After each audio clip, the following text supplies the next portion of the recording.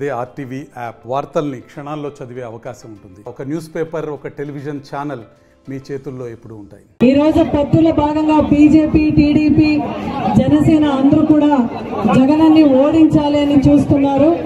అయితే జగనన్న గుండె చప్పుడు ప్రతి ప్రజలకు వినపడింది కాబట్టి అందరూ కూడా కలిసికట్టుగా జగన్మోహన్ రెడ్డిని మనము గెలిపించుకోవాలి.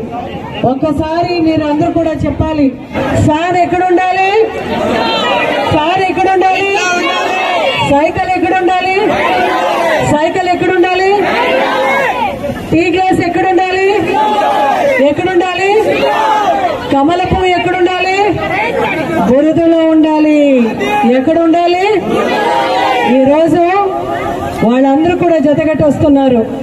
ఈ వేదిక పైన ఒకే మాట అడుగుతున్నాను చంద్రబాబు నాయుడు గారికి, సిగ్గులేదా మీకు? ఆ రోజు నరేంద్ర మోడీ గారిని మీరు ఎవరు అని అడిగి మీ పరిచయం ఏది అని అడిగినాడు.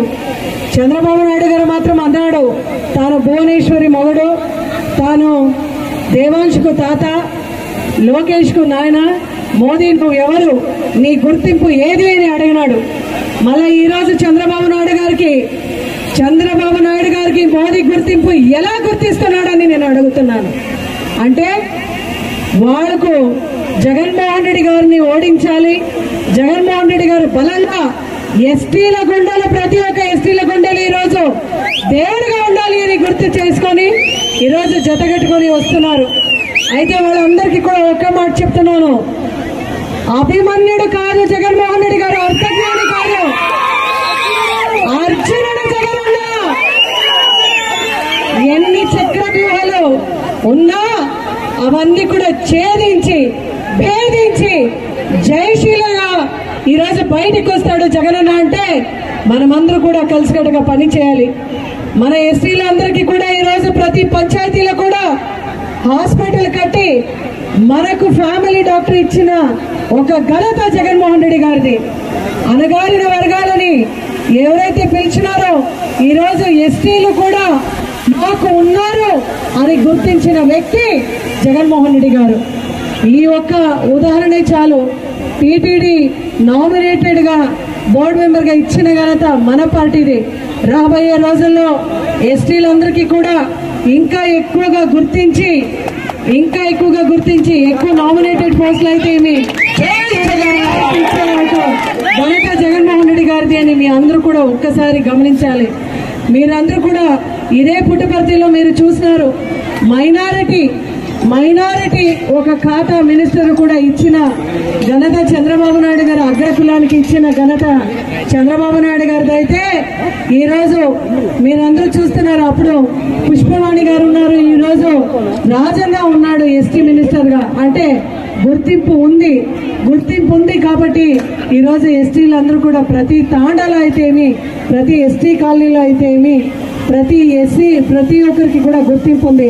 ఆ రోజు సావిత్రిబాయి పూలే చెప్పినారు మహిళలకి ఎక్కువగా ప్రాముఖ్యత ఉండాలని.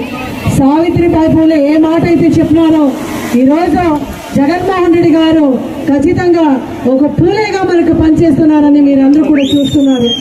అదేవిధంగా ఎస్టీలో ఏ ఉద్యమం చేయలేదు, ఎస్టీలో తన హక్కు ఏదైతే ఉంది అని తెలుసుకొని అగ్రకులంలో పుట్టిన జగన్మోహన్ రెడ్డి గారు ఒక కొమరం భీముగా పనిచేస్తున్నారని మీరందరూ కూడా గమనించాలి. దయచేసి రాబోయే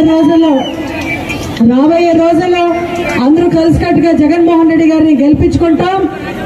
నా ఎస్సీ, నా ఎస్టీ, నా బీసీ, నా మైనారిటీస్ అంటున్న జగన్మోహన్ రెడ్డి గారి పల్లకి మనం మోస్తే మన ఆత్మగౌరవం మనం పెంచే విధంగా మనం పనిచేసుకుంటామని చెప్తూ ఈరోజు అనంతపురం జిల్లాలో ఉన్న ప్రతి ఎమ్మెల్యేకు కూడా ప్రతి తాండా నుంచి మనమందరూ కూడా మద్దతు పలకాలి. ఇక్కడున్న కదరిలో ఉన్న ఈరోజు మకబులన్న అయితేమి, శ్రీధరన్న అయితేమి,